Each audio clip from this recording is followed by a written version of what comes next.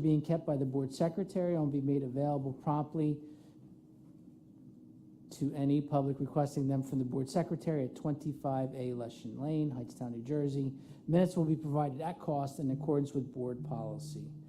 The in-person portion of the meeting will be held in the cafeteria at 25 Leshin Lane, Hightstown. Okay. Are there any board members present who believe this meeting to be in violation of the Open Public Meeting Act? There being none, we may proceed. In compliance with the Fire Code of the State of New Jersey, I call your attention to the emergency exits, which are located to the rear and to either side of the room. We will now stand for the Pledge of Allegiance.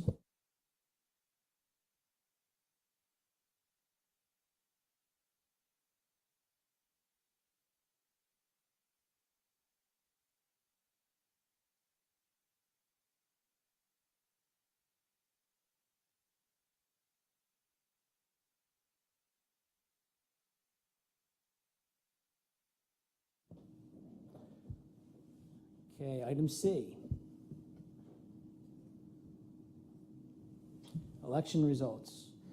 On November 7th of 2023, 3 individuals were elected to serve on the East Windsor Regional School District Board of Education. The official certified results were received on December 18th, 2023 from the Mercer County Board of Elections. Hightstown Borough had 1 open seat on the ballot to serve a 3-year term, and the elected board member was Michael Weeks with 706 votes. East Windsor Township had 2 open seats on the ballot to serve 3-year terms each. The elected board members are Jean Bourgelet with 2,533 votes and Karen Salter with 2,451 votes. I would now like to invite the 3 new members to come forward and we'll swear you in.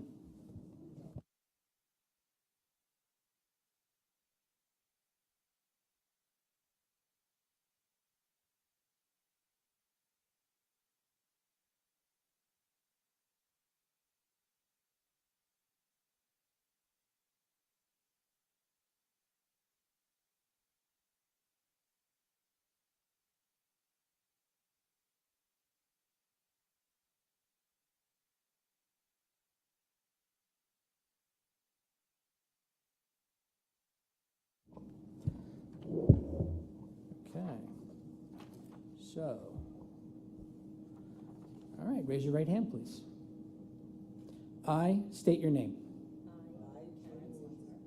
Do solemnly swear that I will support the Constitution of the United States and the Constitution of the State of New Jersey. That I will support the Constitution of the United States and the Constitution of the State of New Jersey. And that I will bear true faith and allegiance to the same.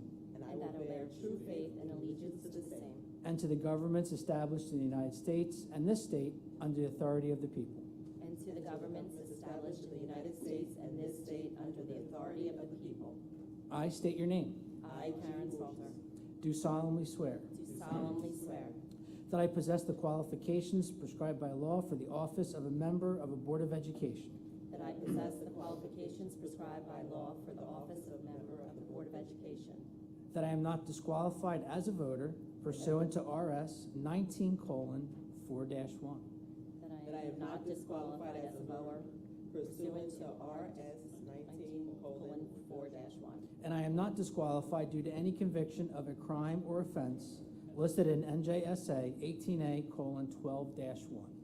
And I am not disqualified due to any conviction of a crime or offense listed in NJSA 18A:12-1. And that I will faithfully, impartially, and justly perform all the duties of that office according to the best of my ability. And that I will faithfully, impartially, and justly perform all the duties of that office.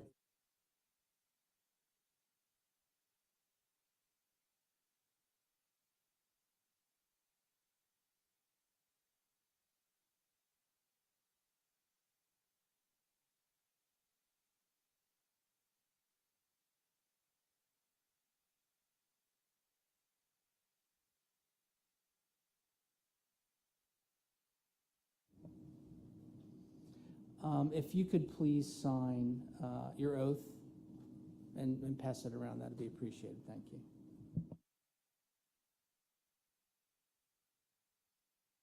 Okay, so my final act tonight, I'll be taking nominations for the vote for the board president.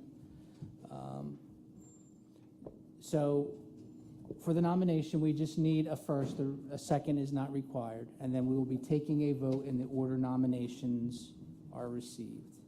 So I will now open the floor for nominations for board president. I nominate Nicole Russo. LaRusso, sorry.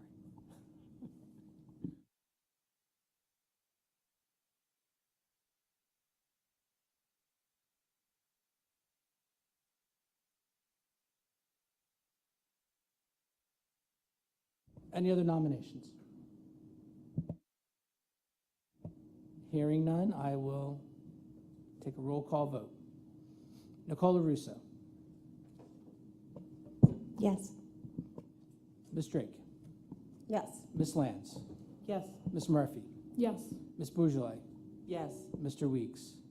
Yes. Ms. Patel. Yes. Ms. Salter. Yes.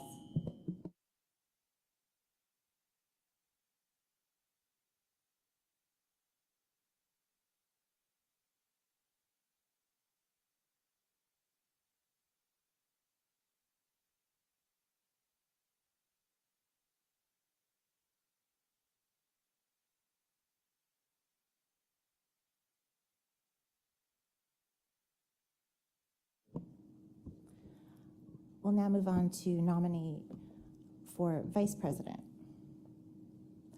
I nominate Tina Lance. Are there any other nominations? Poll the board, please. Ms. Drake. Yes. Ms. Lance. Yes. Ms. Murphy. Yes. Ms. Bougele. Yes. Mr. Weeks. Yes. Ms. Patel. Yes. Ms. Salter. Yes. Ms. LaRusso. Yes. And now we move on to item G. Having read the materials received, I move the agenda be approved as submitted. Second. Are there any questions? Poll the board, please.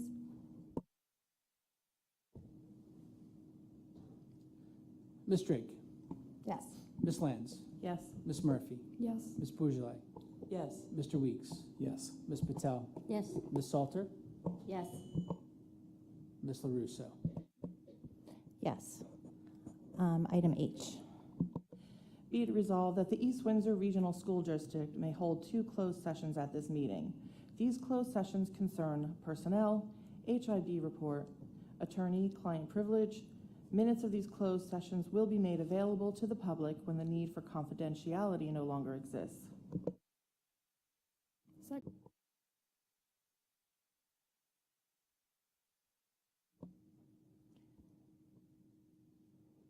If there's no other questions, poll the board, please. Ms. Drake. Yes. Ms. Lance. Yes. Ms. Murphy. Yes. Ms. Bougele. Yes. Mr. Weeks. Ms. Patel. Yes. Ms. Salter. Yes. Ms. LaRusso. Yes. We'll now move on to item 4, student representative report. Thank you. As the winter sports season is in full swing, we have a major accomplishment we would like to highlight. Senior Abby Miser scored her 1,000th career point last Tuesday against Princeton. She signed her national letter of intent earlier this year to play Division I basketball at Lemoyne College. She's also on track to receive 1,000 career rebounds alongside her 1,000 points, a feat that has never been achieved at Hightstown. We can't wait to see how the rest of her season goes. Another athlete we'd like to mention is swimmer Max Peterson, who recently broke the school record for the 200 mixed meter dash by 5 seconds. He also signed a letter of intent to swim at West Point Academy this fall. The wrestling team participated in the Bart Payne tournament over winter break and came out with 5 medalists.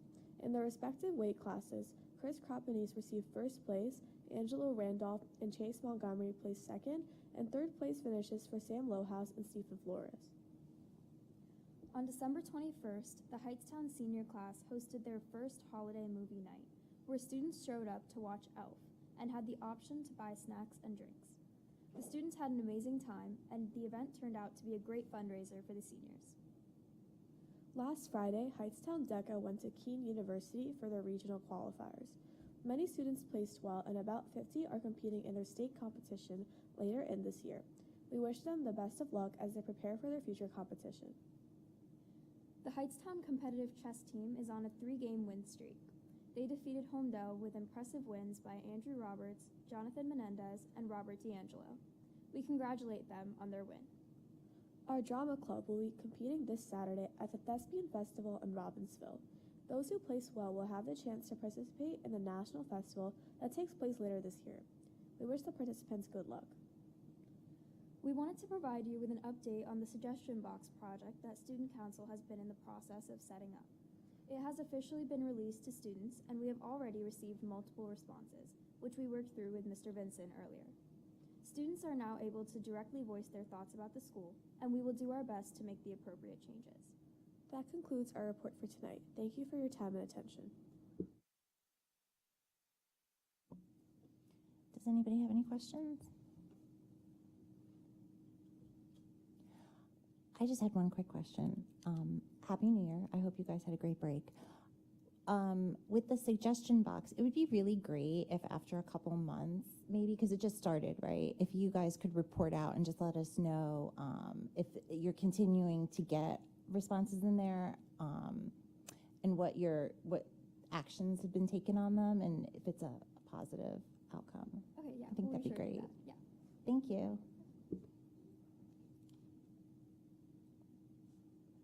Next, we have the superintendent report.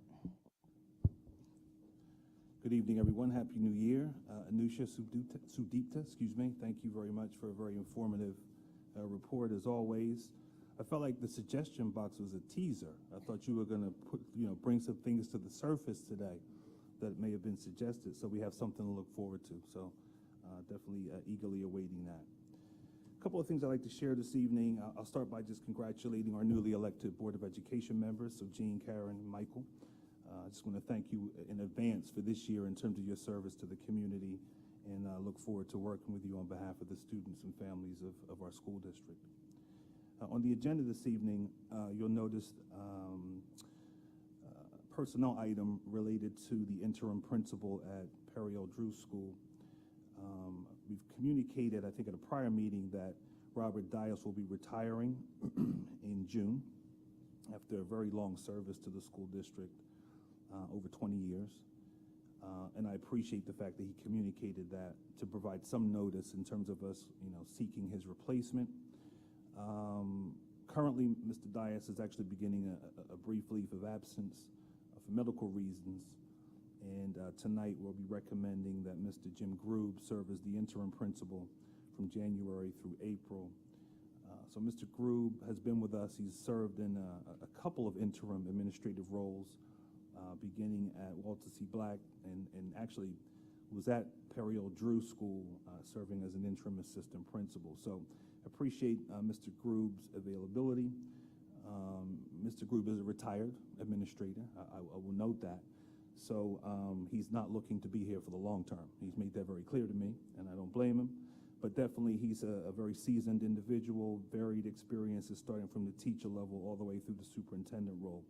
So we've got someone who has a clear sense of what we think is best in terms of operating and leading our schools. So I feel very fortunate that there'll be a seamless transition in terms of Mr. Grube filling that seat for the next 3 months.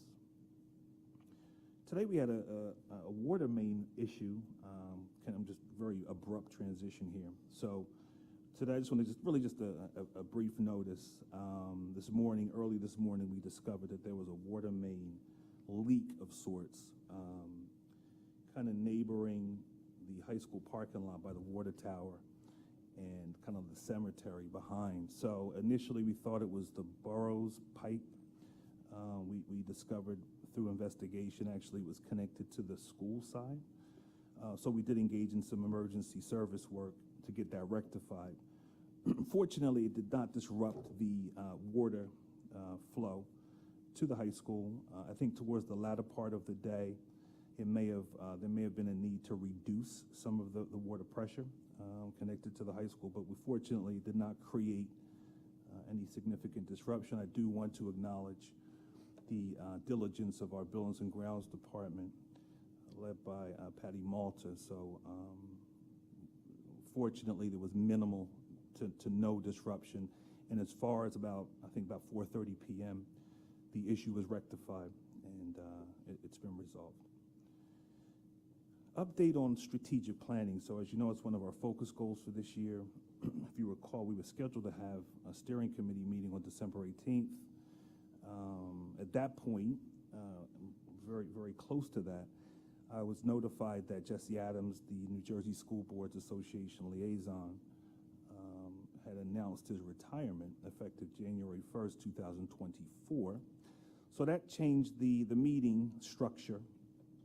If you recall at the last meeting, I think I'd shared, I was scheduled to have a meeting with New Jersey School Boards, who will be kind of consulting and supporting our work through that strategic planning phase. So I did meet with Mary Ann Friedman, who will be our new liaison. Some of you may be familiar with her. And we discussed kind of the calendar of sorts that we will engage in to complete this process. So to kind of give you kind of just the highlights right now. So Mary Ann, I did invite her to attend the January 22nd meeting. She'll be here. Brief overview. I wanted the board to hear that kind of directly from her regarding what that will entail. I'll give you kind of just a brief sneak peek. So Mary Ann will kind of highlight process. If you recall, the strategic planning process is really emphasizing gathering stakeholder feedback and kind of cohesively determining kind of where we are as a school district, but ultimately where we're looking to go, and creating a pathway towards that goal over a 5-year process. So there'll be 3 stakeholder in-person sessions. We'll have one in February, one in March, one in April, and then there'll be some goal development that will occur subsequent to that. And the expectation is that prior to the end of the school year, we'll have a presentation here at a board meeting highlighting where we are as it relates to our strategic plan with those goal areas and actions associated with them. So Mary Ann will be here on January 22nd just to provide a little bit more detail regarding what that process will entail. New Jersey CUSAC, at our last meeting, I think the December 11th meeting, I talked about, we were identified in the 3-year cycle as a school district to engage in that process. We were scheduled on December 15th to upload to New Jersey Homeroom, just the portal, our district performance review areas. If you recall, we had talked about those 5 areas that districts are assessed on regarding thorough and efficient education. So that's instruction and program, fiscal, governance, operations, and personnel. The documents required were successfully uploaded. The next phase in the process is to schedule an on-site visit. We actually were scheduled to have it this month. It looks like we're going to be having the meeting either in February or March, which really entails kind of really just an overview of the district in terms of those areas. And it creates an opportunity for, and this is actually a partnership with our county office as an extension of the Department of Education.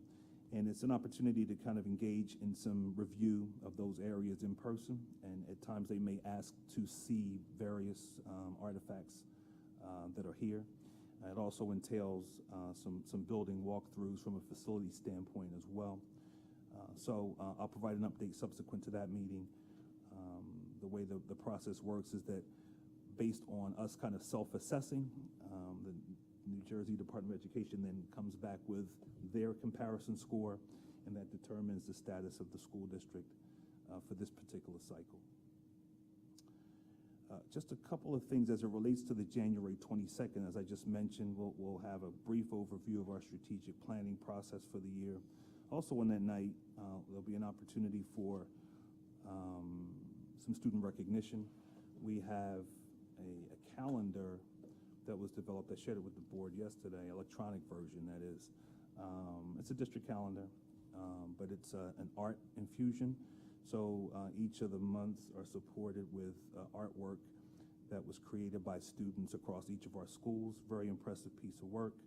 I just want to thank our art teachers for kind of facilitating, guiding, and nurturing that creativity with our students, and through the leadership of our supervisor of visual performing arts, Ms. Libby Gopal. So those students will be here. We're inviting those students here on January 22nd, just to kind of celebrate their work and their contribution. So that'll be, and I think we have a few other highlights as it relates to some students who may have been eligible for Region Band and some other opportunities. Also on January 22nd, I believe Chartwell's, our food service provider, will be here just to provide some food, but also just to provide an overview, a brief overview regarding kind of their service and their partnership with our district. Each year, I'm just going to transition to the memorandum of agreement between education and law enforcement officials. So each year, partnership between law enforcement and school districts across the state engage in a review of the MOA, Memorandum of Agreement, which really talks about some established practices that ensure safe learning communities. Occasionally, I think the last review process or revision, I think, occurred in 2017, if I'm not mistaken.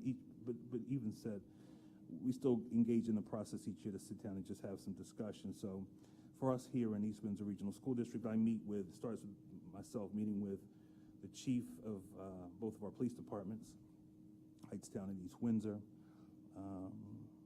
We engage in kind of just some highlights and relevant information regarding the MOA. This year's version that was released in December 23, a couple of the updates, I guess you could call them. And just to give you just a brief background, I mean, the MOA really kind of stipulates some protocols and expectations regarding law enforcement's role, potential role, and support arm as it relates to school districts. Some of the updates for this year's edition focus around obviously reducing bias and process related to that. There's information in the new MOA related to the use of body-worn cameras by officers and their engagement within schools. There's also some updated information regarding marijuana, based on it being decriminalized in New Jersey, and the creation of regulated cannabis. The mandated reporting that still comes along with that. The change to the medical cannabis policy, and the police procedure for interacting with students as it relates to cannabis. I met with Chief Hart, I think that was last Thursday, scheduled to meet with Chief Gendron tomorrow. The process usually entails 5 signatures: board president signature, superintendent signature, chief of police signature, county executive superintendent signature, and the county prosecutor. Just a quick update on budget. So as we approach the 24-25 budget process that started a few months ago, I just want to kind of provide a brief update in terms of where we are with that process. So in our district, the process started in October of 23. That involves schools, departments kind of meeting to just address some needs, anticipated needs as it relates to kind of, what we have now and what we think we may need moving forward. The budget preparation process closed in November 23. Subsequent to that, the central administration began to meet with schools and departments. We started that work in December to kind of review what was proposed and to discuss needs. We're in the process of finalizing that preliminary budget as we speak. So some of the next steps, myself, Paul Todd, BA, we'll be meeting with the county offices, the Mercer County Department of Education folks this week, October 10th. We have an annual mid-year review, budget review, which really kind of focuses on, marrying what we believe are financial and fiscal responsibilities, along with kind of some student achievement-driven initiatives and needs that we have within the district. So we'll have that meeting on Wednesday. The Finance Committee, I believe, is scheduled to meet on February 5th, if I'm not mistaken, and that will serve as an opportunity for us to provide an update to that team. The governor's budget address, the annual address, is planned for the end of February, and then state aid for districts will be released within 48 hours of that address. We mentioned this at the last meeting. We're just going to put it on everyone's radar. Our Governor Educator of the Year recognition. We're inviting those recipients from each of our schools this year to attend the February 26th board meeting to be celebrated, recognized, deservedly so. But I'll be providing some reminders as we get a little bit closer to that. I do want to give a shout out to our girls basketball team. I will give a shout out to Abby, 1,000 points, excellent work. But during the holiday break, they did win the 2023 Blue Devil Holiday Invitational Tournament, and so congratulations to the team. As it relates to this week, I'm just putting a plug of sorts to the middle school concerts that are scheduled to take place. Weather permitting, I will be watching the weather for tomorrow evening, but we do have currently on the calendar, tomorrow evening we have our 6th, 7th, and 8th grade choir, 7 p.m. Wednesday, we have the 6th grade orchestra, 7th grade orchestra, and the 6th grade band, also beginning at 7 p.m. And on Thursday, we have our 7th grade band, 8th grade band, and the jazz band performing at CREP. So 3 evenings of musical enjoyment. Hopefully you can attend at least one of the concerts. And I believe with that concludes my report this evening. Thank you. Thank you, Mark. Does anyone have any questions for Mark? Can you remind us who is on, from the board, the strategic planning committee? You know what, you all are. So I'm stealing a little bit of, so you're right, just to clarify. Initially, we had a steering committee that we were going to convene. We've changed that. Part of the change in that process was for the mere fact that the steering committee, in terms of what Jesse had initially proposed, was really information providing that Mary Ann's going to do. I'm going to be completely honest with you. So with Jesse's abrupt announcement of retirement, we wanted to be somewhat more efficient in terms of process. So in talk with Mary Ann, she suggested that, you know what, ultimately the steering committee is really not that important at this point because we already have a sense of what we want to do and where we like to go. So in terms of the meetings, and I should have mentioned this in my report just now, so the 3 strategic planning sessions that will occur in February, March, and April, all board members are invited.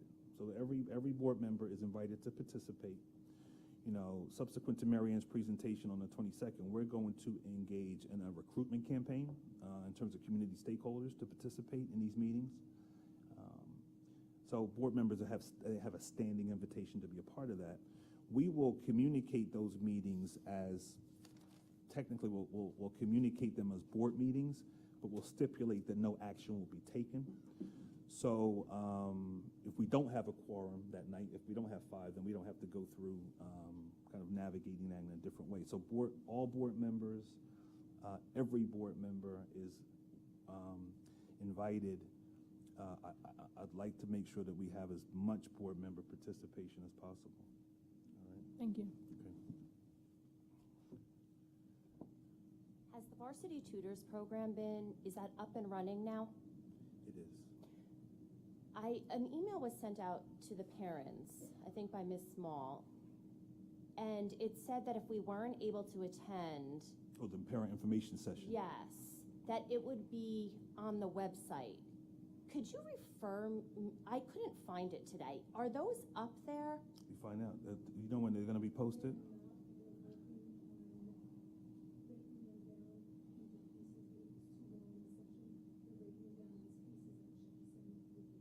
Okay, thank you. Also,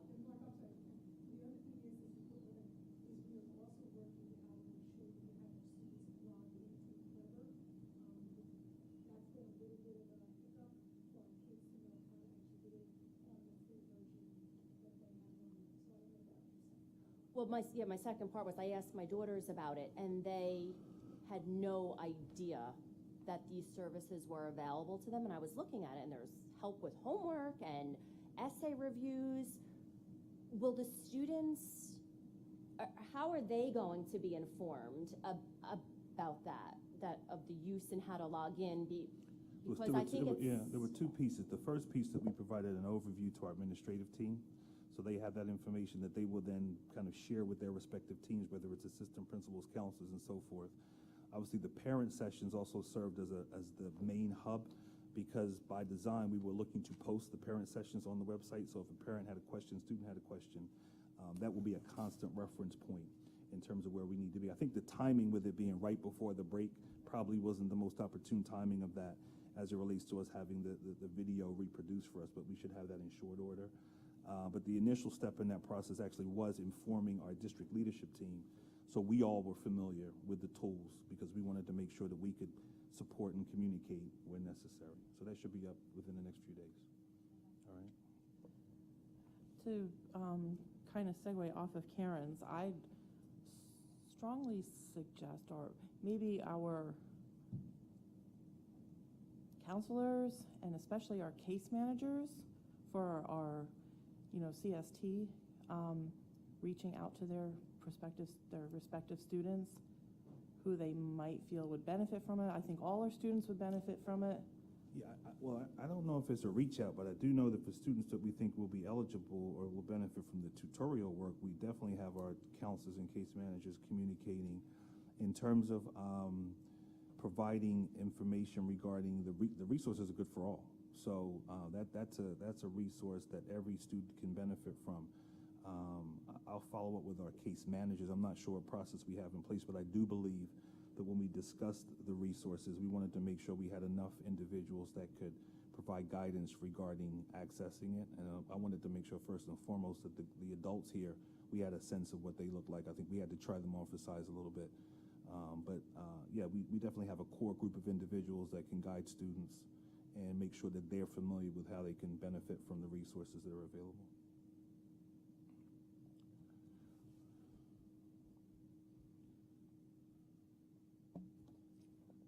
Will the tutoring also, is there bilingual tutoring available? They have bilingual tutoring, one-to-one tutoring, yes. Are there any other questions for Mark on his report? Then we will move on to first opportunity for board member comments. Are there any board members who wish to make a comment? Well, first, congratulations to the 3 new board members who are returning. And then a question about the changing landscape of East Windsor and how it has, if at all, impacted our transportation department. I live in Twin Rivers, and my quality of life and the quality of my car has gone down a lot with all the warehouses that are being built. And with that, I've noticed, especially in the morning, there is a backup near the light when there's buses like picking up the students, and then you have like 2 18-wheelers that weren't there in previous years. So I don't know if it's anything that our transportation department has noticed, but the Lake Drive and Twin Rivers Drive North, so the main roads in Twin Rivers, are filled with potholes. They're slower moving because of the trucks, and then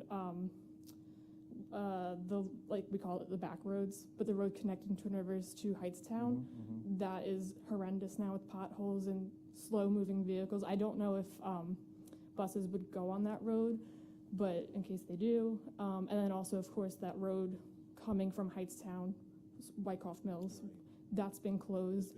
Yeah. So, there are just things that are happening in East Windsor, and that's Heightstown now, that have impacted everyday people. So I'm just bringing it up in case it has impacted the transportation department at all, the safety of the kids. They're not good neighbors, these trucks. I thought it was important to bring up in case, because there are more coming, in case it is an issue or becomes an issue. Well, what I'd say is I am not familiar with the additional warehouse is creating a problem. I will say that our transportation department, they're good at navigating. You know, we went through the Petty Bridge closing. That was something that we needed to make some adjustments on. Yes, the Wyckoff Mills Road being closed is a detour, but you know, our transportation department does a pretty impressive job in terms of determining other routes and maintaining that level of efficiency.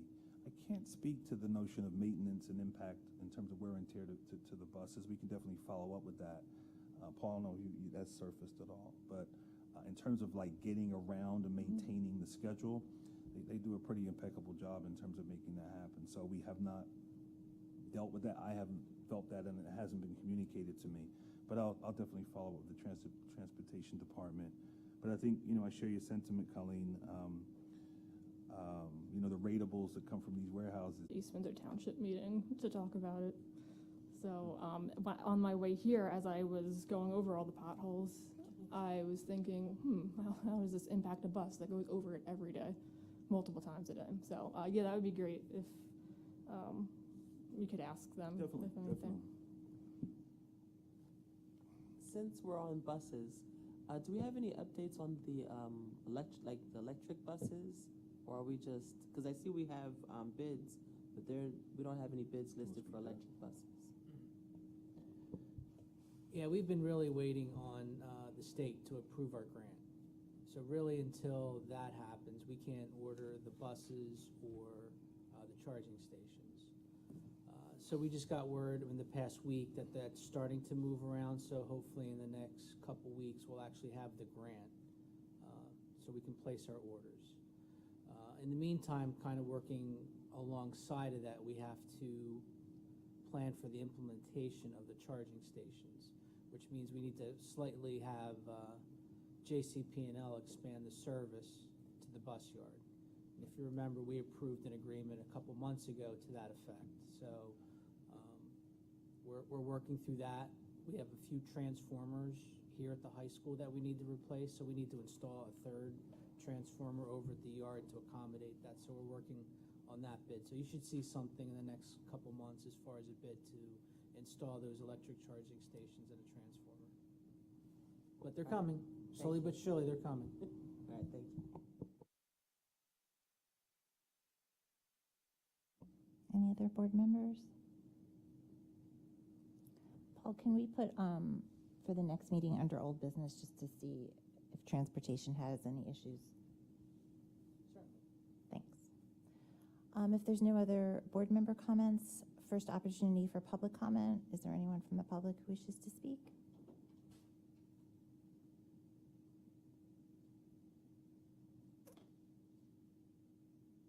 If there's none, then we will be moving to executive session. A long session. 20 to 25 minutes. The board should be gone around 20-25 minutes, and then we'll come back to vote on items.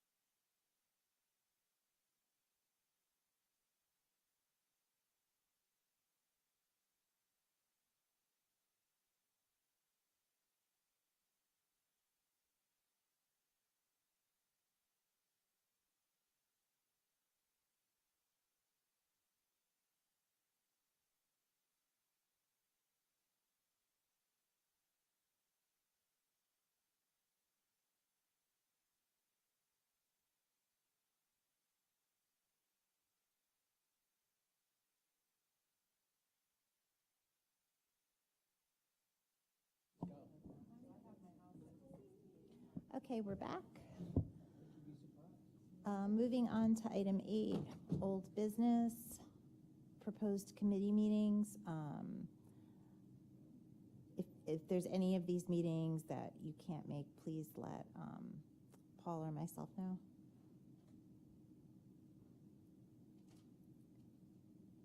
B, the equity audit.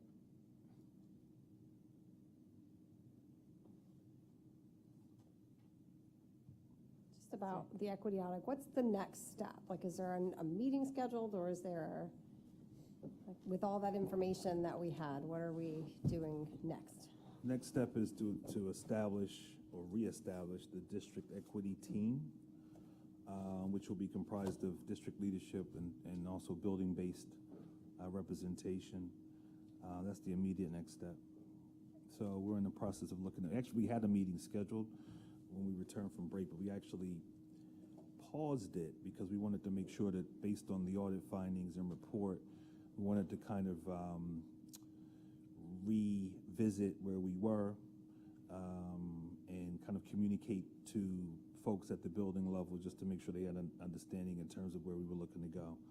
So we're in the process of just kind of determining that membership as we speak, and we'll be meeting in short order. And once we meet, I'll make sure that the board has a sense of the agenda and direction in terms of where we are.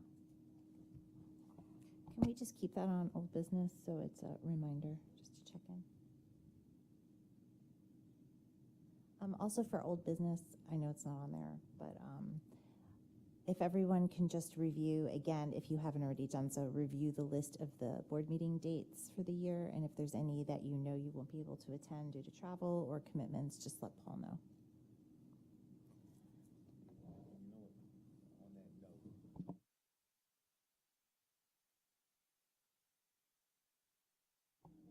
We had 2 meetings in June proposed.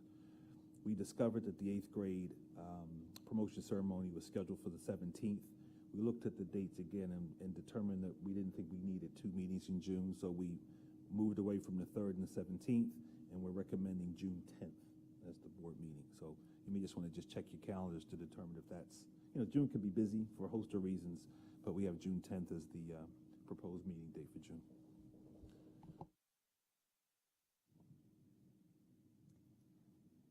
Moving on to item 9.